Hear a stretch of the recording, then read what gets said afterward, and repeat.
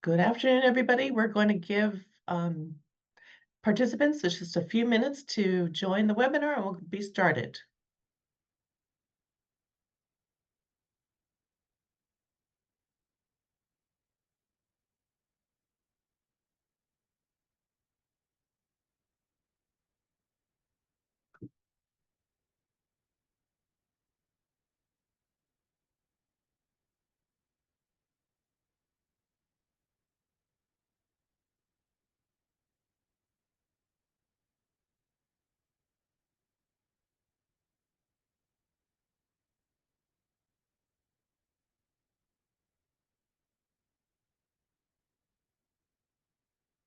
Good afternoon, everybody. Thank you so much for joining me today. In our fourth webinar is part of the Music and Dementia Research Network. My name is Julene Johnson, and I'm the principal investigator of the Music and Dementia Research Network, which is funded by the National Institute on Aging as one of 4 research networks, and the only one funded by the NIA. Today's topic, I'm going to talk about music, dementia, and the brain. And I will leave some time at the end for any of you who have questions. And if you would please type your questions in the Q&A button on the bottom of your Zoom screen. And then I'll definitely go through as many as questions as we can at the end. I will also be posting a copy of this webinar on our YouTube channel for the Music and Dementia Research Network. So if for some reason you missed it today, you'll be able to watch it offline. So in case you didn't know, we also have done 3 other webinars as part of the Music and Dementia Research Network. And I encourage you to check them out. They're on our YouTube page. We did a basic overview of the network itself. We also did a webinar about mobile brain technologies, and then also one thinking about global perspectives on music therapy that were done by the rest of the co-investigators on the research network. So I encourage you to take a minute and watch these. So finally, I want to do a shout out for the Music and Dementia Research Network, which is working to accelerate the research about learning how and why music is important for people living with dementia and their care partners. And on the team, we have Melita Belgrave, Pepe Contreras Vidal at the University of Houston. Melita is at Arizona State University, and Jing Cheng is here also at UCSF. In addition to Julian Silva, who is the project manager for our network. I encourage you to use the QR code and join the network and keep following us also on social media.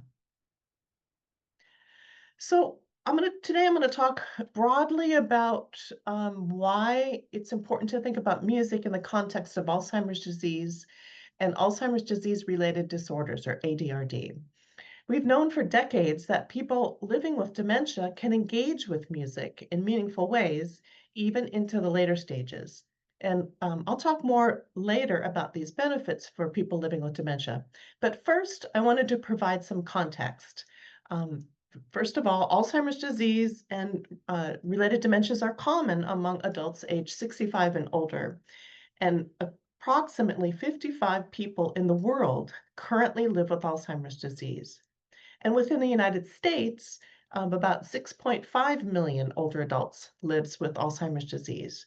And of course, these numbers increase when we consider the other causes of dementia, such as Lewy body dementia, vascular dementia, and frontotemporal dementia.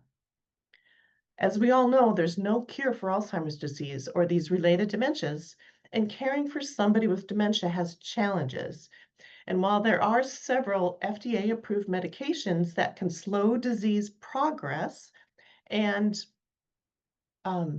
temporarily lessen the symptoms, that there are side effects to, potentially, and also costs, which are some of the aspects that we have to think about in terms of the trade-offs between having these medications versus being able to see the positive benefits from the medications.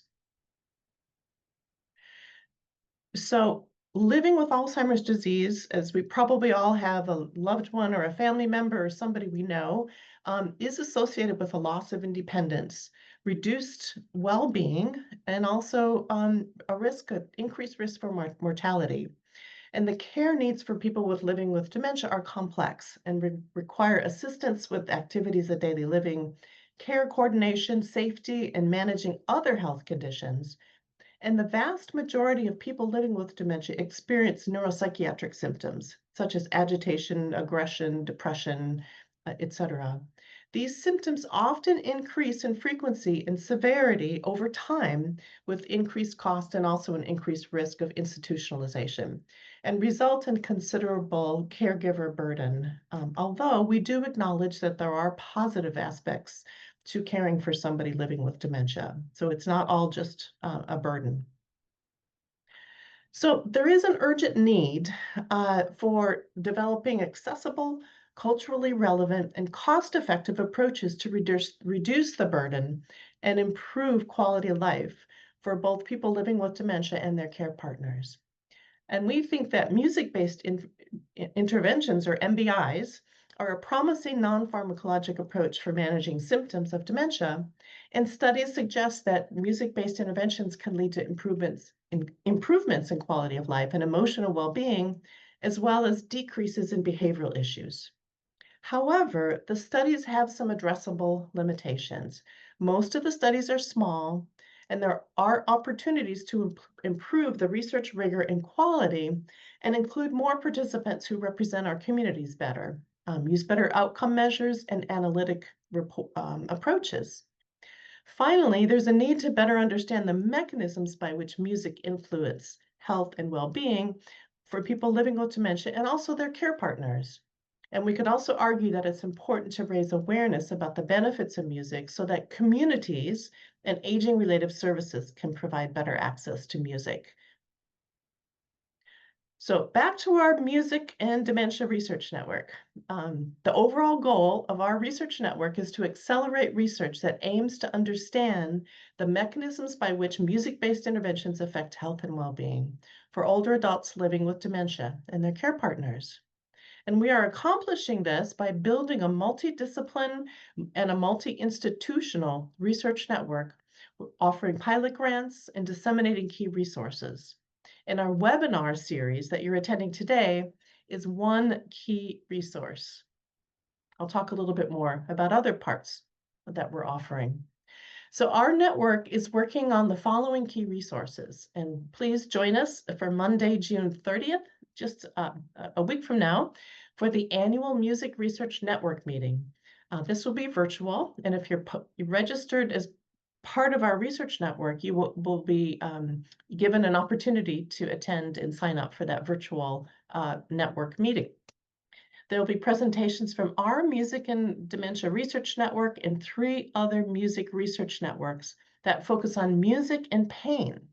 We're also working on collaborative publications with these 4 research networks, such as one paper about taxonomy of music terms, so we can help standardize the vocabularies that we all use to describe music and studies. 2 related publications were just made available, and these 2 papers are about guidelines for reporting music-based studies. And I'll include that in a later slide with that information. We are also disseminating information about how to use mobile brain body imaging methods to study mechanisms of music in the context of dementia. And we disseminate other resources like the NIH Music-Based Interventions Toolbox, and of course, social media, and then we have a website that you can check out and a directory. So once again, please join the network and create a profile in the directory. So as I mentioned, this was one of the other related publications that the research network teams have been working on. And this just was published in June of 2025. So just this month. And importantly, we want to spread the news that we all are trying to work together to report music-based interventions in a more standardized way so that we can start to communicate better across the field. So please check this out and download this. It's open access, and please do use it in any of your music studies that you're doing. Our network also solicited and just funded 3 pilot grants with the goal of enabling investigators to develop preliminary data to support later applications to the NIH or other organizations for larger scale research. In addition to the funding, our network will facilitate mentoring and cohort building for these pilot investigators to help build community and share lessons learned. And stay tuned for the next call for pilot grants, which should be announced very soon. And this is just hot off the press. I wanted to share with you the 2024 pilot awardees that just received notice that their pilot grant was funded. Dr. Asal Habibi, where she's looking at neural mechanisms supporting music-evoked nostalgia in mild cognitive impairment. Louis Awad is at Boston University, and his use of mobile brain body imaging approach to evaluate the effects of rhythmic auditory stimulation on gait and brain function in Alzheimer's disease. And Borna Bodhakapur at Northwestern University, his title is the Central Auditory Processing Modulation Underlying Anxiety Reduction Using Clinically Designed Improvisatory Music. So stay tuned for the findings from these pilot grants, which are just getting underway. We're very proud of them and wish them all well. So now I'd like to talk a little bit more in depth about what we know about music in the context of dementia. And first, I'd like to share this infographic that Dan Cohen and I created with the AARP for the Brain Health Action Collaborative. We're working to advocate for including music in each step of the dementia journey, whether that be in the home or community setting or memory care, and also thinking about the end of life. Music can be a part of this dementia journey. And next, I'll walk you through some of the brain mechanisms of music that are relevant to dementia, and then highlight several studies in several of these contexts and settings. And you also can download this infographic for free. It's on the AARP Brain Health Action website, and please share it with anybody that you know. So music-based interventions, I'm going to define, include music therapy, which are delivered by a credentialed music therapist, and other types of music interventions, such as group singing, music listening, and other types of music engagement that may perhaps be delivered by other music professionals. And there are an increasing number of studies that conclude that people living with dementia who participate in music-based interventions experience improvements in quality of life, emotional well-being, as well as decreases in behavioral issues such as agitation, anxiety, and depression. A recent Cochrane review evaluated 22 studies with over 1,000 randomized participants and found moderate quality evidence that music-based interventions can reduce depressive symptoms and overall behavioral issues, and low quality evidence for improving emotional well-being, quality of life, and anxiety among people living with dementia. And many of you are probably familiar with the groundbreaking documentary that was released over 10 years ago. It's called Alive Inside. And the filmmaker, Dan Cohen, the filmmaker followed Dan Cohen, who is a social worker, who highlighted several older adults living with dementia who had remarkable reactions to music in institutional settings. And you may recall Henry, who came to life when he heard music from the past. And this video has been downloaded and viewed millions of times, and you too can watch this transformative documentary on YouTube. And it was one of the first viral movies about the benefits of music. And again, this was created back in 2014. And prior to this documentary movie, researchers were beginning to document how music remained preserved in the context of Alzheimer's disease, and that people living with dementia can actively engage with music in meaningful ways, even into the later stages. Here are 3 case studies that appeared in the scientific literature starting in the 1980s, and most of these early case studies involve musicians who developed dementia and then retained their music abilities. And this was really striking for the scientists to observe this preserved ability for music abilities. For example, a 71-year-old amateur trombone player continued to play in a Dixieland jazz band after he developed Alzheimer's disease, which was later autopsy confirmed. Other studies during this time explored the therapeutic potential of music therapy for managing behavioral symptoms of dementia, and subsequent research aimed to better understand how brain processes of music, um, or to understand the brain processes of music in people living with Alzheimer's disease, and eventually other types of neurodegenerative diseases. And studies about the benefits of music therapy for dementia also expanded. So why can music be beneficial in the context of Alzheimer's disease and related dementias? Well, we know from brain imaging studies that music is processed by multiple networks in the brain. And on this figure, you can see colored dots that are located on different parts of the brain. These dots represent networks that become activated when in relation to different aspects of music. And some networks process pitch patterns, while others process rhythm or emotion. And I think you can see in this study that processing of music happens on both sides of the brain and also in different parts of the brain, depending on what aspect of music that you're focusing in on. We also know from many studies that look at patterns of brain pathology that brain networks involved in music are generally less affected by Alzheimer's disease. And you can see in the schematic here, on the healthy brain is on the left side, and the one affected by Alzheimer's disease is on the right side. And anybody can see that there is less brain tissue on the right side example. As I showed in the previous slide, music is processed by multiple networks in the brain, and this allows for music to be preserved, likely in people living with dementia, even through the later stages of the disease. The memories that we make while listening to music form in a different part of the brain than other types of memories too, and they may be more robust than other types of memories. For example, the anterior cingulate gyrus in the pre-supplementary motor area stay intact longer after dementia affects other classic memory areas like in the medial temporal lobes.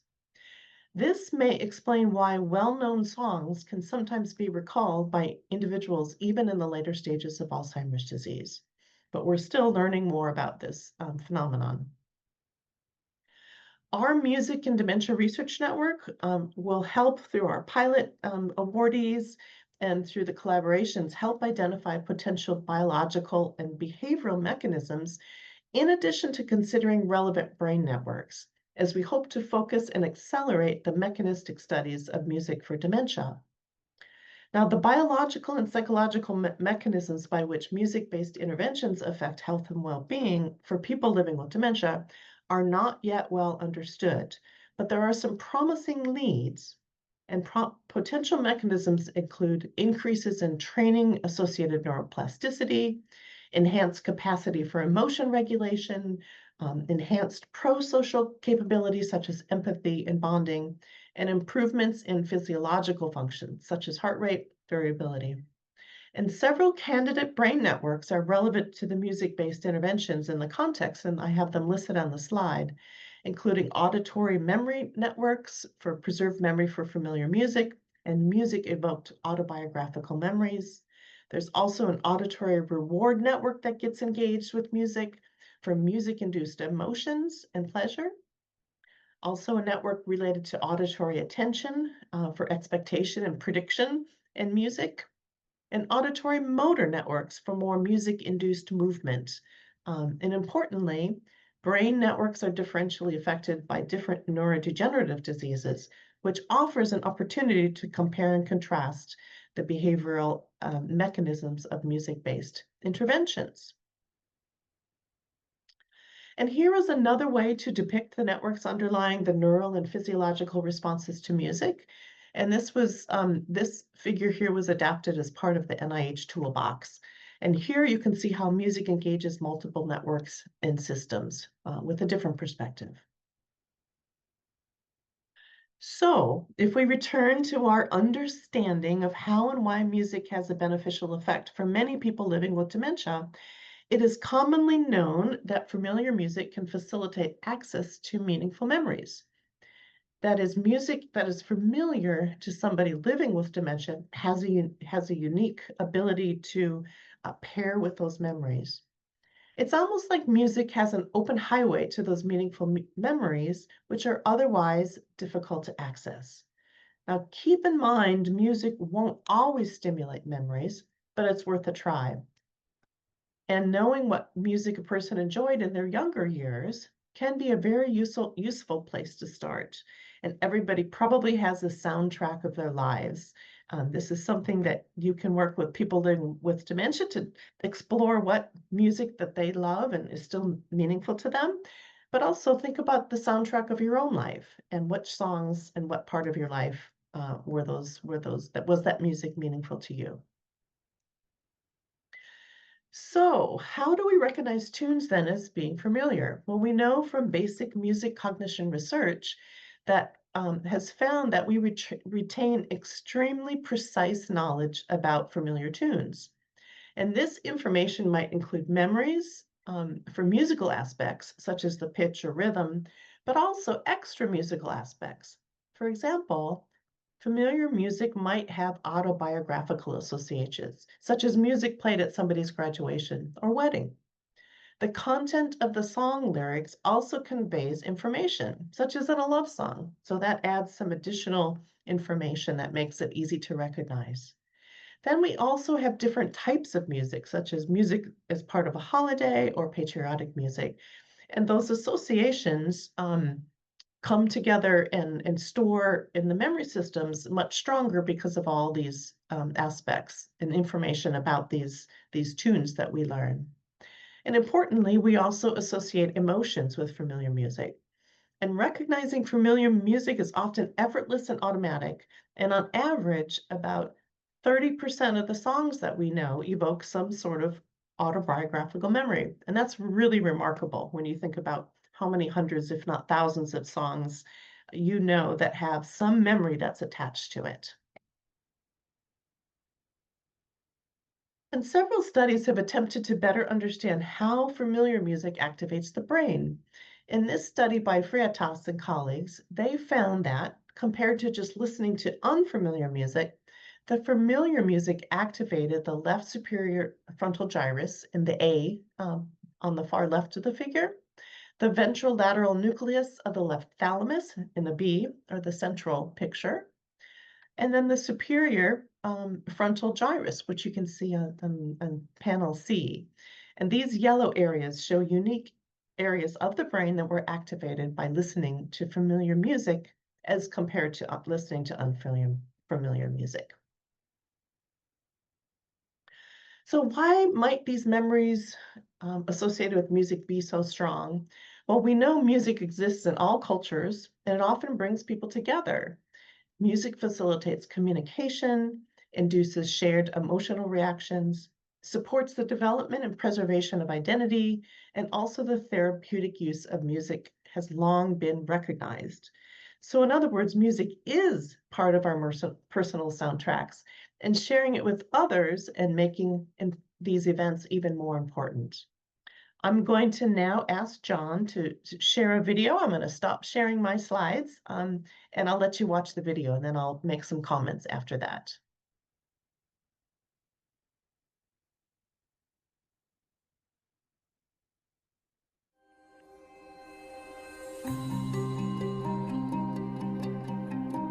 Hi, I'm Dr. Indre Viscontis. I'm a neuroscientist, and we are back again with another quick look at what we know today about how music and sound impact the human brain and body, and how we can use music to improve our health. Dementia is a growing problem globally, as more of us are living longer and experiencing memory loss, depression, and confusion. Well, it turns out that for many patients with dementia, music not only brings them back to themselves, but it also connects them once again with their loved ones, even if they failed to recognize them in the recent past. Carol Rosenstein, founder of Music Men's Minds, knows this phenomenon firsthand.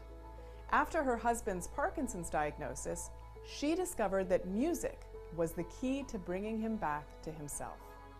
Owen would resurrect while sitting at the piano playing music.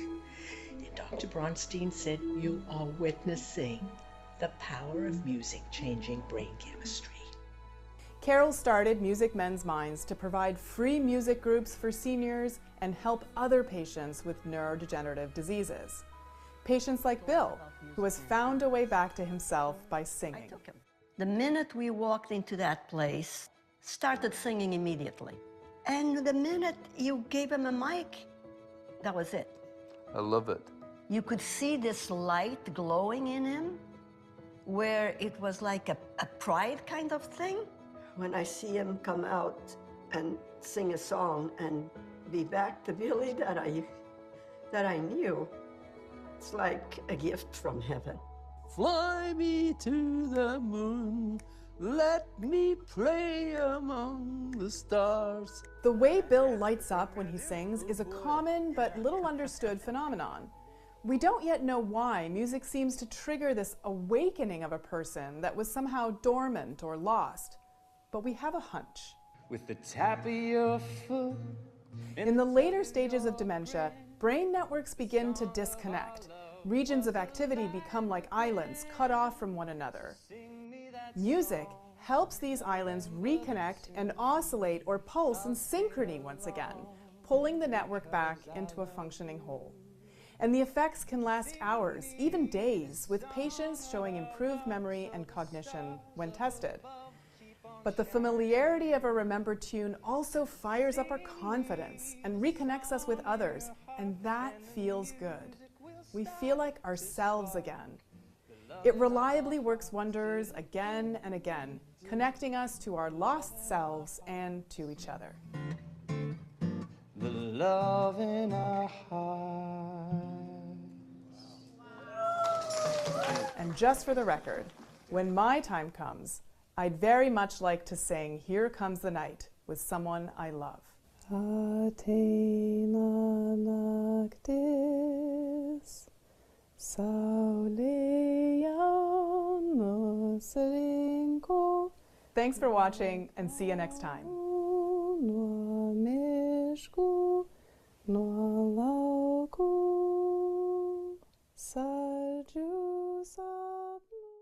I encourage you to go to YouTube and watch that video again. And the Sound Health Shorts video that you saw features Music Men's Minds, which is a wonderful nonprofit organization out of Los Angeles. And this Sound Health short illustrates how music can be a source of deep meaning and identity and can help reinforce those relationships and social connections. And also it showed how integrating music into everyday life brings people joy, it promotes bonding, and it encourages singing, dancing, and moving and sharing things with music. And I wanted to highlight one recent ethnographic study that examined how families engage with music in the home for people living with dementia and their care partners. And Teresa Allison, one of my colleagues, and her colleagues studied 21 dyads to query their music experiences in the home. And they found 3 distinct engagement patterns. Number 1, professional care partners intentionally integrated music listening and singing into daily life as part of providing the direct care. And these were professional care partners. That was one pattern. A second pattern was where family care partners who had prior experience with dementia care nursing or a family music traditions integrated music into daily life in ways that supported those personal relationships. In contrast, there were also family care partners who lacked dementia care experience or had high levels of caregiver burden. And the pattern was those individuals tended to disengage from prior music making. So I think we need to learn more about how we can support families and professional care providers in the home and involving music. This was an important study to have that insight. So the effects of music have also been captured in quotations. And here are some quotes about how music might be so preserved in our lives. It's such a big part of our lives. So music touches the soul. Music moves me. and music is what feelings sound like. And I think these capture the aspect of music, which is that there are these emotional associations associated with music that I think are important to helping preserve uh, music in the context of dementia. And as I mentioned earlier, music can evoke emotions, and this ability to perceive emotional aspects of music begins in early childhood and develops throughout life. And music is often present during events and experiences that have emotional meaning. And this is likely how events get linked in memory together as a stronger link. And as I mentioned a few slides earlier, music can be a powerful cue to facilitate recall of autobiographical memories, which are often meaningful to people. And then in one study, the experience of having chills to music correlates with brain regions implicated in reward and emotion.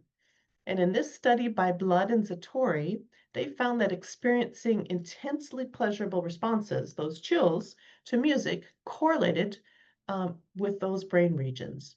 And I think the pieces that the participants were listening to was a Rachmaninoff piano concerto and also Barber's Adagio for strings. If any musicians out there know that those pieces are quite emotionally charged and beautiful. So when you pair music and memories with strong emotions, you potentially can enhance those associations between your autobiography and music. And your ability to perceive emotional aspects of music begins early.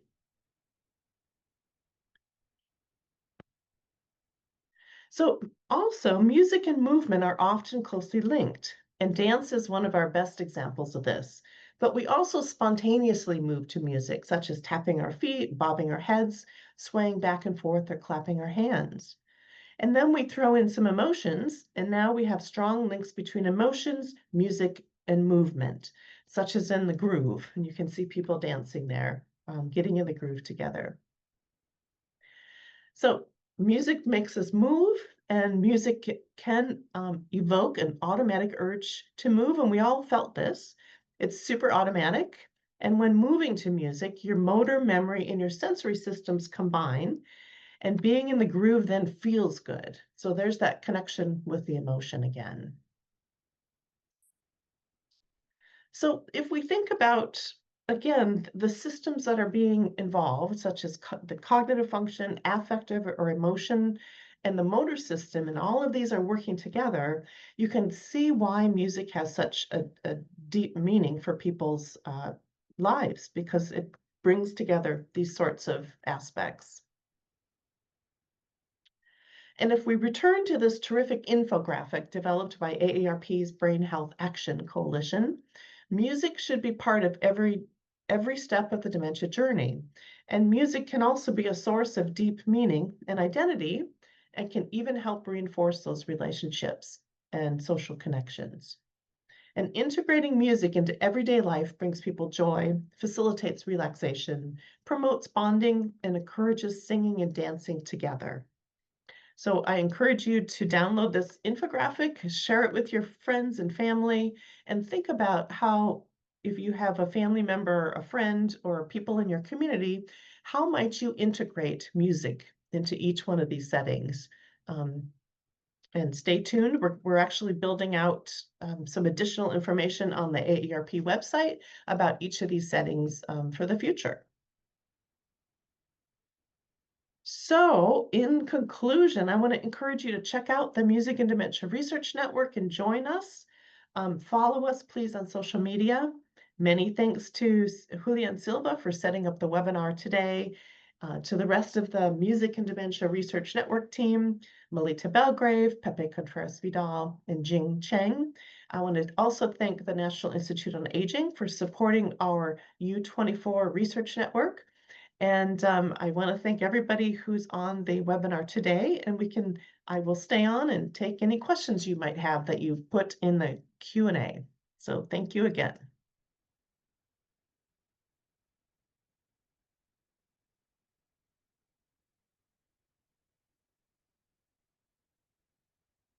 Okay, I have one question. Was the Music and Dementia Research Network involved at all with the recent AARP and NeuroArts Blueprint initiatives, Alzheimer's disease and music engagement, quality of life, economic impact analysis? So actually, we were not involved with that. That was done through, as you alluded to in your question, through the NeuroArts Blueprint folks.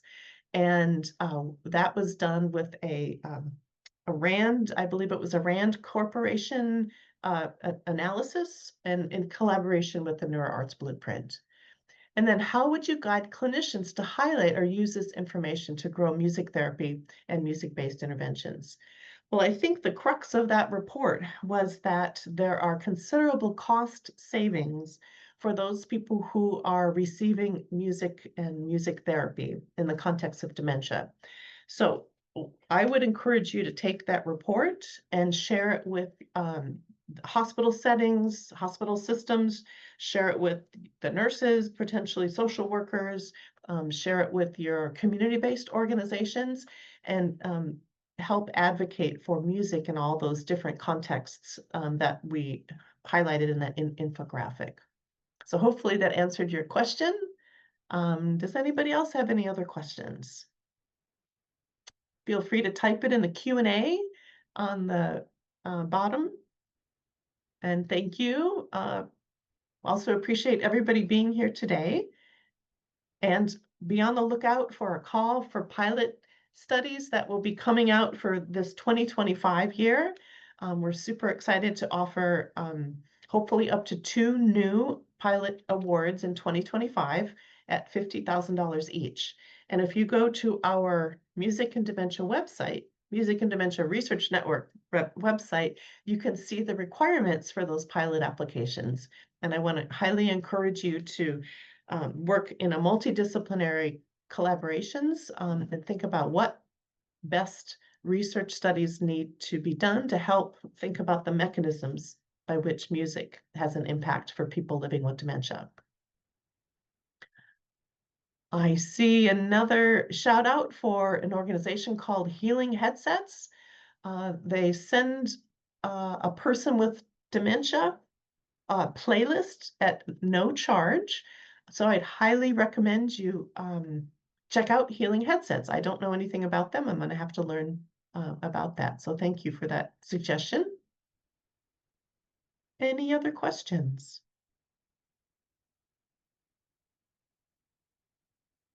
Well, since I don't see any other questions, I'm going to thank you again for being here. Thank the National Institute on Aging for the support of this network. Please join, and if you can, join us next Monday for the virtual Music and Research Network annual meeting. So thanks, everybody. It was really great to see you.